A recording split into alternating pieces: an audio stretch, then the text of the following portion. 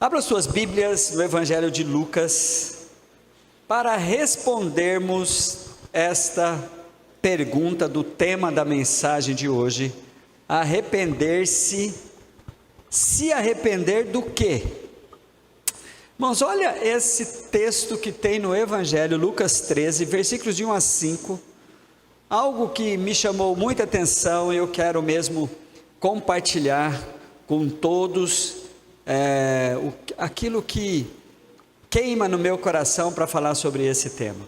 Naquela mesma ocasião, estou lendo Lucas 13 a partir do versículo de números 1, naquela mesma ocasião estavam ali algumas pessoas que falaram para Jesus a respeito dos galileus, cujo sangue Pilatos havia misturado com os sacrifícios que os mesmos realizavam.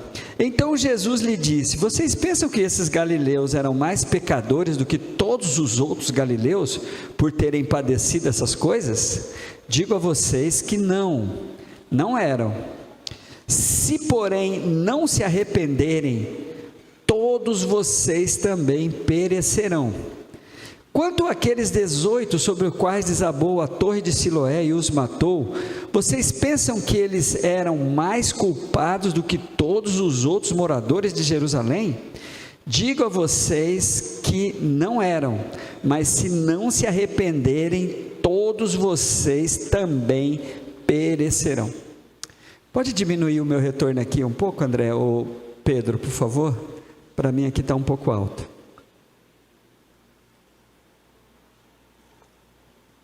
Quando o apóstolo Pedro está fazendo o seu grande sermão ali, logo depois, no período do Pentecoste, tem um fato em que as pessoas são impactadas por aquela mensagem, e eles então lá no capítulo 2, versículo 37 e 38, tem essa reação aqui. Quando ouviram isso, ficaram muito comovidos. Depois de ouvirem o sermão de Pedro, você pode depois lê-lo nos versículos anteriores ali.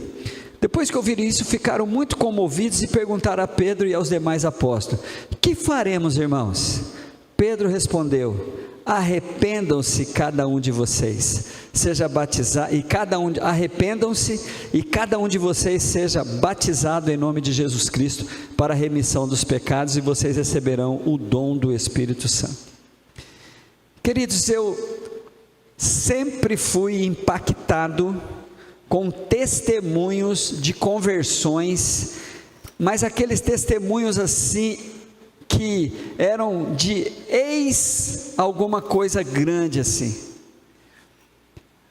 Por exemplo, um ex-traficante se convertendo, um ex-drogado se convertendo, um ex-feiticeiro se convertendo, um ex-líder religioso, pai de santo, um padre. E eu, no minha pequenez de testemunho, me empolgava vendo essas coisas. Eu falei assim: eu não tenho testemunho. Meu testemunho não é um testemunho a ser dado, porque o que chama muita atenção é essa questão dos testemunhos impactantes.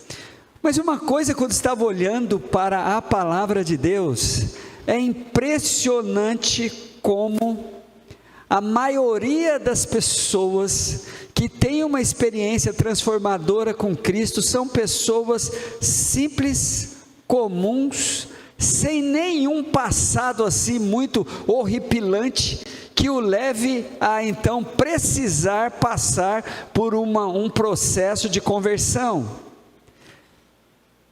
Ao ler a Bíblia a gente encontra isso, por conta de quanto o Evangelho é maravilhoso, produzindo um efeito diferente na vida de cada um, diante da experiência que cada indivíduo está tendo com o Evangelho. E é impressionante que o poder sobrenatural do Evangelho não faz acepção de pessoas. Crianças pequenas são atraídas pelo Evangelho. Adolescentes, jovens, homens. E ontem nós despedimos aqui de uma anciã da igreja que se converteu próximo dos seus 62, 63 anos. Impressionante como o impacto do Evangelho e a sua revelação mexe com os indivíduos e não necessariamente com pessoas com um passado muito comprometedor. A maioria dos convertidos. Eu estava olhando para os discípulos de Jesus, por exemplo, nenhum deles receber assim uma cura. Dos 12 apóstolos de Jesus, nós não temos um ex-cego, nós não temos um ex-paralítico, nós não temos um ex-endemoniado.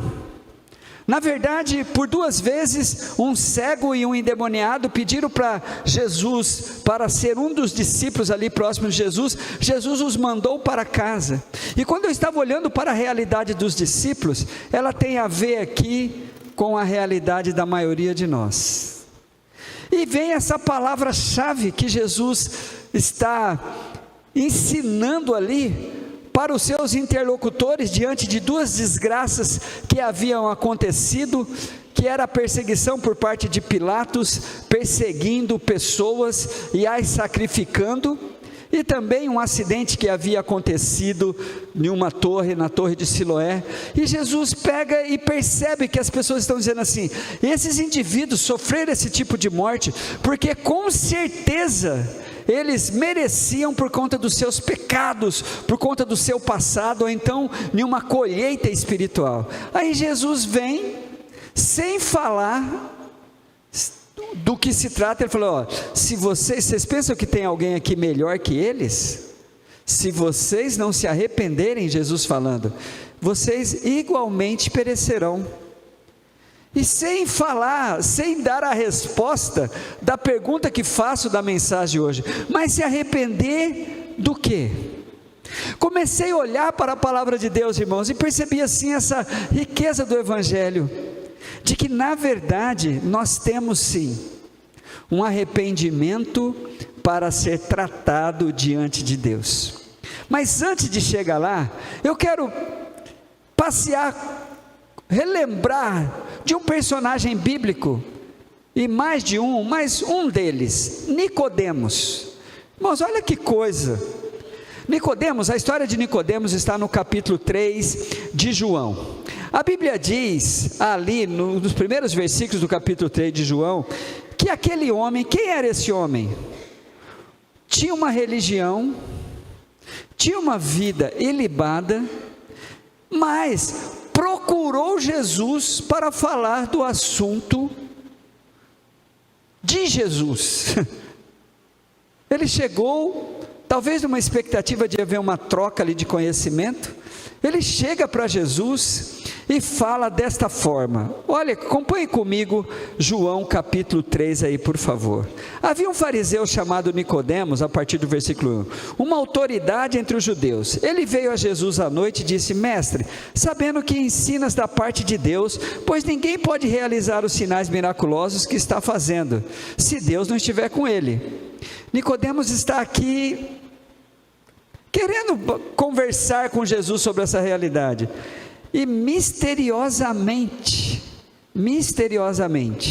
Jesus fala para Nicodemos, sem entrar no mérito do que Nicodemos está falando, falou assim, olha, você precisa nascer de novo.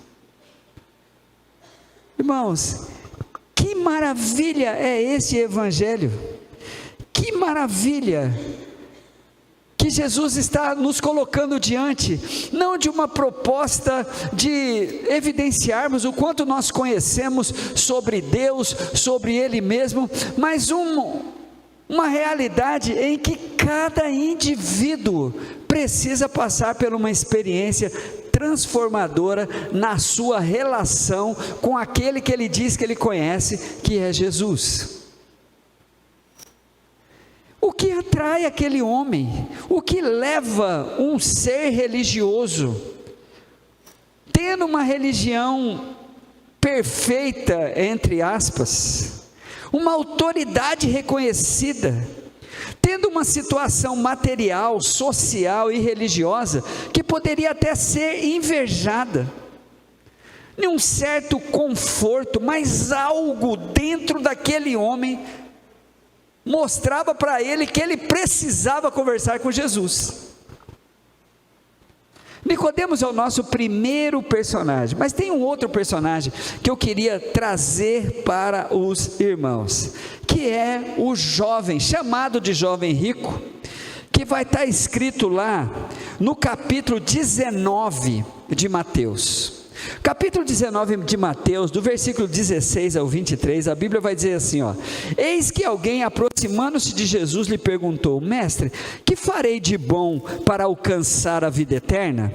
Jesus respondeu: por que você me pergunta a respeito do que é bom? Bom só existe um, mas se você quer entrar na vida, guarde os mandamentos. E ele lhe perguntou: quais? Jesus respondeu: não mate, não cometa adultério, não furte, não dê falso testemunho, honre o seu pai e a sua mãe, ame o seu próximo como você ama a si mesmo. O jovem disse: tudo isso tenho observado, o que me falta ainda? Olha só, esse jovem, algo incomodava por dentro dele, porque ele foi procurar Jesus, e a vida dele estava tudo certa na avaliação dele, e na avaliação de qualquer pessoa que pudesse conviver com este homem. Mas algo incomodava, como algo incomodava Nicodemos. Jesus então lhe faz um teste, cita para ele parte do decálogo, ou seja, parte dos 10 mandamentos. E nós sabemos que os 10 mandamentos começam com amar a Deus sobre todas as coisas. Aquele jovem disse: Senhor, isso aí eu faço desde criança. Aí Jesus falou: você faz? Então prove que você faz. Aí Jesus lhe aplica um teste.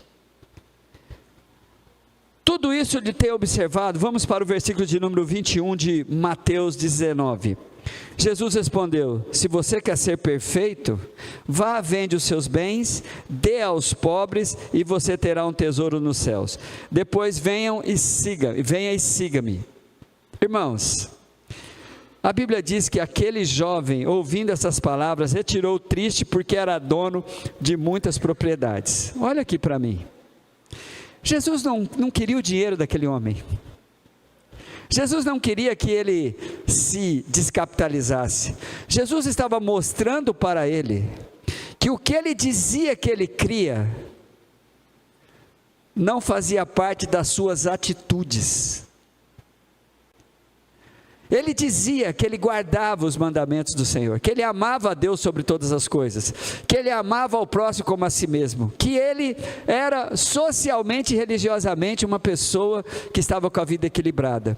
O que Jesus está ali aplicando? Falou assim: olha, o que você está dizendo não condiz com como você vai reagir diante dos testes da vida. Mais uma vez, irmãos, usar esse texto aqui para incentivar a pobreza é uma grande pobreza, mas olhar para esse texto e ver o que Jesus está aplicando um teste, e que nós somos assim, testados nas declarações de fé que fazemos. Mas a pergunta é: o que leva um jovem desse com a vida toda certa, dentro dele a dúvida crucial: como será que está a minha situação no tocante àquilo que é fundamental na minha vida, que é sobre a minha eternidade, a minha salvação? Quero falar de outro personagem bíblico para vocês, o eunuco de Candace. A história deste homem está em Atos, capítulo de número 8. Irmãos, esse para mim é um dos exemplos mais clássicos, assim, que eu acho maravilhoso poder citar para vocês. Em Atos 8, quero chamar a atenção de vocês para o versículo de número 26. E o anjo do Senhor falou a Filipe, Atos 8, 26, dizendo: levanta-te, vai para o lado do sul, ao caminho que desce de Jerusalém para Gaza, que está deserta. Levantou-se e foi, e eis que um homem etíope, eunuco, mordomo mor de Candace, rainha dos etíopes, o qual era superintendente de todos os seus tesouros, e tinha ido a Jerusalém para adoração, regressava assentado no seu carro, e lia o profeta Isaías. dias. E disse o Espírito a Filipe: chega-te, ajunta-te a este carro. E correndo Filipe, ouviu que lia o profeta Isaías e disse: entendes o que lês? E ele disse: como podereis entender se alguém não me ensinar? E rogou a Filipe que subisse com ele e se assentasse. E o lugar das escrituras que li era este: foi levado como ovelha para o matadouro, e como está mudo o cordeiro diante do que os tosquia, assim não abriu a sua boca. Na sua humilhação foi tirado do seu julgamento. Quem contará a sua geração? Porque a sua vida é tirada da terra. Respondendo o eunuco a Filipe, disse: rogo-te que me diz isso. De quem diz isso o profeta? De si mesmo ou de outro? Então Filipe, abrindo a sua boca, começando nesta escritura, lhe anunciou a Jesus.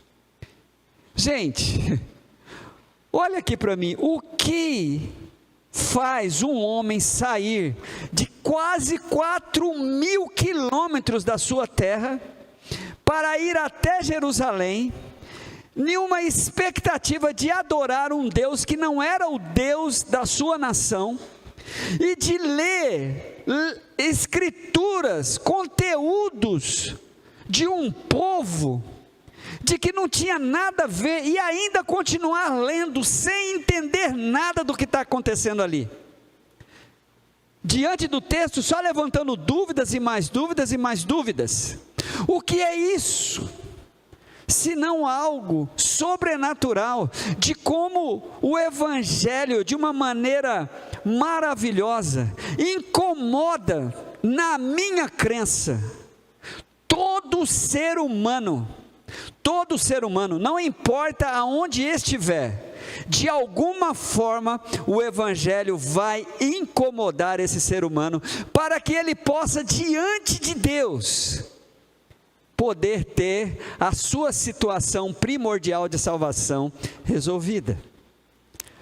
Um homem, irmãos, eu fico olhando para esse homem, 4.000, e ele, ao final desse texto, ao passar por um lugar cheio de água, assim, ele falou: olha a água ali, o que me impede de ser batizado?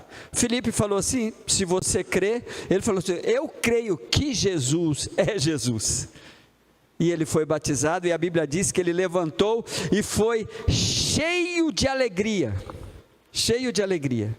Agora, irmãos, você parou para pensar nisso? Do nada, esse homem vem de longe para adorar em Jerusalém, e poderia estar com a sua vida resolvida, mas não. O Espírito Santo de Deus incomoda Filipe para ir lá pregar especificamente para esse homem. Mais um personagem bíblico, Cornélio, no capítulo 10 de Atos. Esse é outro indivíduo fundamental para nós pararmos aqui para responder essa pergunta: arrepender-se do quê? Capítulo 10 de Atos, por favor, abra aí a sua Bíblia, ou então olhe para onde o texto está, e preste atenção no que está escrito aqui, ó. Havia em Cesareia um homem por nome Cornélio, centurião da corte chamada italiana, piedoso e temente a Deus, com toda a sua casa, o qual fazia muitas esmolas ao povo, e de contínuo orava a Deus. Cara, o problema é esse cara estava com a vida resolvida, mas olha o que a Bíblia diz: ao qual fixando os olhos, e quase a hora 9 do dia, viu claramente uma visão, um anjo de Deus que se dirigia para ele e dizia: Cornélio. O qual, fixando os olhos nele, muito atemorizado, disse: que é, Senhor? Disse-lhe: as tuas orações e as tuas esmolas têm subido para a memória diante de Deus. Agora, pois, envia homens a Jope e manda chamar Simão, que tem o sobrenome Pedro. Este está hospedado em um certo Simão curtidor, que tem a sua casa junto do mar. Ele te dirá o que deves fazer. Irmãos, é surpreendente se você quiser conhecer toda essa história do capítulo 10 de Atos, mas eu quero parar aqui sobre este indivíduo. Olha a vida dele, um homem piedoso, um homem que temia a Deus, um homem de boas obras, mas faltava uma coisa, faltava algo.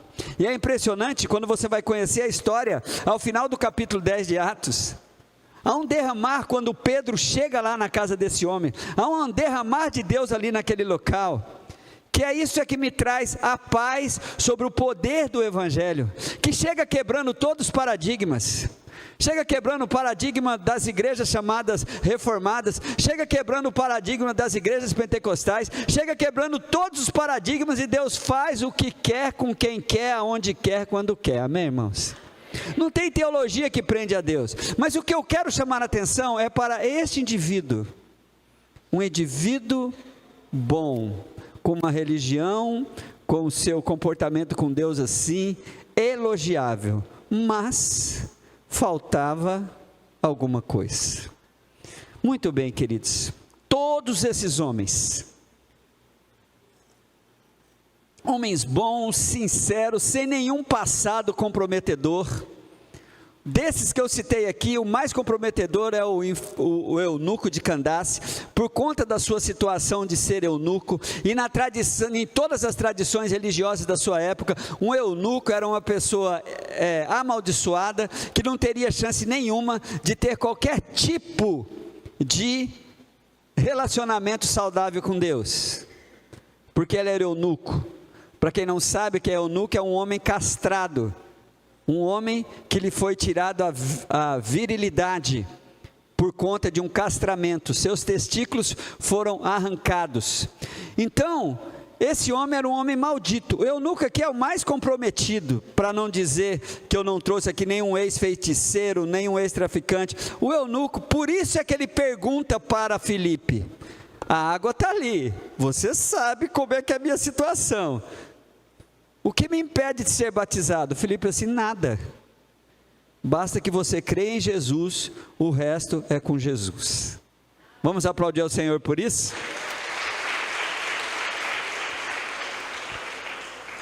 Tirando ele então, todos os outros homens bons, sinceros, né? Mas, irmãos, havia algo neles que os atraía para Deus, ou algo neles que chamou a atenção de Deus. E aí, olhando para aquilo que Jesus disse, olhando para o que Pedro disse, Jesus falou: olha, se vocês não se arrependerem, vocês vão padecer igual. Pedro falou: Senhor, quando as pessoas perguntaram: e agora, irmãos, o que nós vamos fazer? Arrependam-se. Irmãos, quero dizer o seguinte: em todas as pessoas, o que está faltando é exatamente este arrependimento, que é resultado de uma ação direta do Espírito Santo, para que este indivíduo tenha, a partir desta ação do Espírito Santo, um relacionamento novo com aquele que vai ocupar o que está faltando dentro de cada pessoa, que é a pessoa de Jesus Cristo. É Jesus que falta. O que faltava em Nicodemos era Jesus. O que faltava no jovem rico era Jesus. O que faltava no eunuco de Candace era Jesus. O que faltava em Cornélios era Jesus.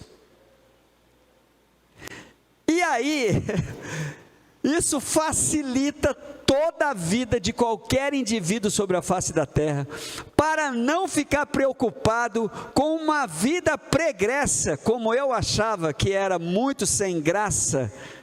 Falei assim: poxa vida, para eu me converter, só bastava eu ir começar a frequentar a igreja, porque era um adolescente quadradinho, não tinha problema com drogas, não fumava, não bebia, não tinha nada que me comprometesse, só precisava parar de ir a alguns lugares que a igreja não aceitava, mas só isso. Mas, irmãos, não é isso.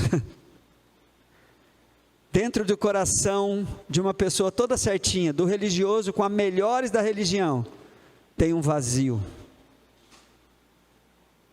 Tem um vazio que a religião não preenche, religião nenhuma preenche. É por isso que Jesus vem e coloca essa situação de pecador, minha e sua, dentro do singular da palavra pecado, para que você não se perca na multidão de pecados que todos têm, alguns mais, outros menos, mas Jesus vem para tratar de um pecado só um pecado, resolver esta situação, se arrepender deste pecado, faz qualquer indivíduo passar por um processo sobrenatural e natural do chamado novo nascimento proposto por Jesus para Nicodemos, que é confirmado pelas palavras do apóstolo Paulo em 2 Coríntios 5,17, que diz: e assim, se alguém está em Cristo, nova criatura é, as coisas velhas se passaram, eis que tudo se fez novo. Amém, queridos? O novo nascimento. E que pecado é esse, irmãos? Olha que maravilha, olha que simplicidade da palavra. Olha para a palavra assim, eu falo assim: meu Deus do céu, por que as pessoas complicam tudo? Porque na minha época de conversão, e sempre foi assim, o que identificava uma pessoa convertida é as coisas que ela não podia fazer. Você é crente? Então você não pode isso, não pode aquilo, não pode aquilo outro. O que identificava, e até hoje o que identifica, o que chama a atenção nas pessoas, o que as pessoas admiram em um suposto convertido, é exatamente as coisas que ele não faz. Irmãos, o que Nicodemos fazia? O que o jovem rico fazia? O que Cornélio fazia? E aí vem, arrepender-se do quê? Disso daqui, disso daqui. Abra a tua Bíblia, no Evangelho de João, no capítulo de número 4. Ou melhor, capítulo 16, versículo 4. Jesus está se despedindo ali dos seus discípulos, e a partir do versículo 4 ele começa a dizer assim: eu não lhes falei isso desde o princípio, porque eu estava com vocês, mas agora eu vou para junto daquele que me enviou, e nenhum de vocês me pergunta: para onde o Senhor vai? Pelo contrário, porque eu lhes disse essas coisas, a tristeza encheu o coração de vocês. Jesus se despedindo dos seus discípulos. Mas eu lhes digo a verdade, presta atenção nisso, é melhor para vocês que eu vá, porque se eu não for, o Consolador não virá para vocês, mas se eu for, eu o enviarei a vocês, e quando ele vier, aqui está a revelação, arrepender-se do quê? Ele convencerá o mundo do pecado, não são dos pecados, de um pecado só, é o pecado que condena qualquer indivíduo, em qualquer lugar do planeta Terra, ou se estiver fora do planeta Terra também, na estação espacial também condena. Do pecado, vos convencerá do pecado. Que pecado é esse? Quando ele vier, vos convencerá do pecado, da justiça e do juízo. Vou ficar só com o pecado. O pecado é do pecado, porque eles não creem em mim. Este é o pecado. E essa crença, irmãos, não é uma crença de saber que existe, é aquele crer que leva o indivíduo a passar por um processo de uma gestação e de um parto espiritual, que aí sim, ele experimenta a proposta de Jesus para Nicodemos, que é o novo nascimento, e viver a realidade de 2 Coríntios 5,17, uma nova criatura, onde o passado, com todos os seus pecados, com todas as agravantes que o levaram a viver uma vida distante de Deus, é deixado para trás, mas também aqueles socialmente aceitos, religiosamente aceitos,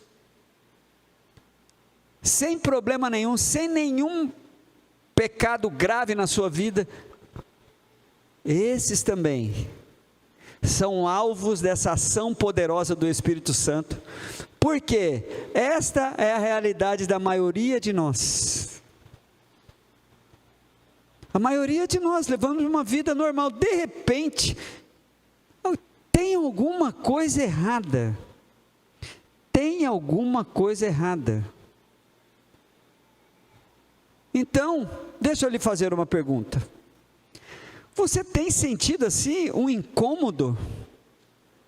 Você tem essa impressão que tem alguma coisa errada? Olha, tire todas as receitas religiosas que você já ouviu sobre o que é uma vida com Deus e foque exatamente nisso que o Espírito está dizendo para você. O seu problema é só um: você precisa de Jesus. Irmãos, é lindo demais isso, sabe por quê? Para a gente não se perder. Quando você vai para o mundo da religião, aí começa as várias propostas, igrejas rígidas, igrejas liberais, igrejas assim, assado, as doutrinas dos homens, as teologias. Aí vem o Evangelho e fala assim, ele vai convencer as pessoas de um pecado. Sabe por quê? Quando nós entramos tiramos este pecado. E o que é pecado aí, pastor? Não crer em Jesus da maneira em que Cristo foi revelado. Crer no Cristo revelado. Crer no Cristo em que o Espírito Santo não deixa dentro do seu coração nenhuma dúvida sobre a sua necessidade de crer nesse Cristo, de andar nele que é o caminho, de crer nele que é a verdade e de viver ele que é a vida. Esta experiência com Cristo, irmãos, vai nos dando a condição de vivermos e sendo libertos, agora sim, dos pecados no plural, que limitam o potencial que eu tenho como ser humano, e esse potencial é resultado de uma crença que eu tenho em Deus, e aí eu não serei identificado pelas coisas que não posso fazer, mas a crença em Cristo me coloca em uma posição de autoridade, de ousadia, que eu não sou identificado pelo que eu não posso fazer, mas sim o que eu posso fazer em nome de Jesus. É maravilhoso demais isso. Por isso é que Jesus acerta o alvo através do Espírito Santo. É uma coisa só. Arrepender-se do quê? Se eu pudesse fazer uma frase, eu faria assim: arrepender-se do tempo em que você não cria em Jesus da maneira que ele foi revelado na palavra.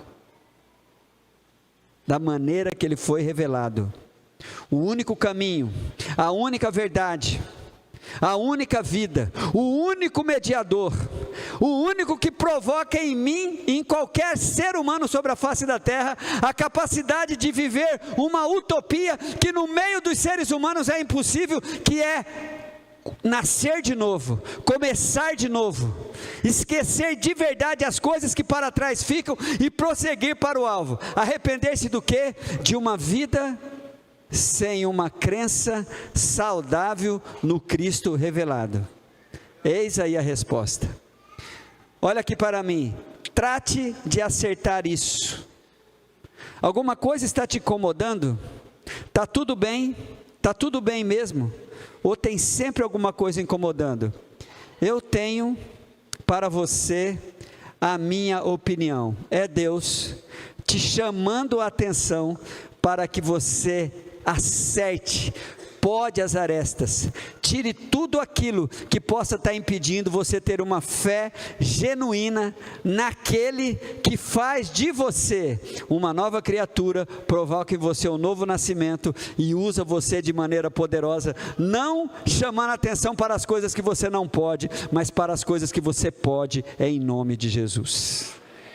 Vamos aplaudi-lo por isso, queridos?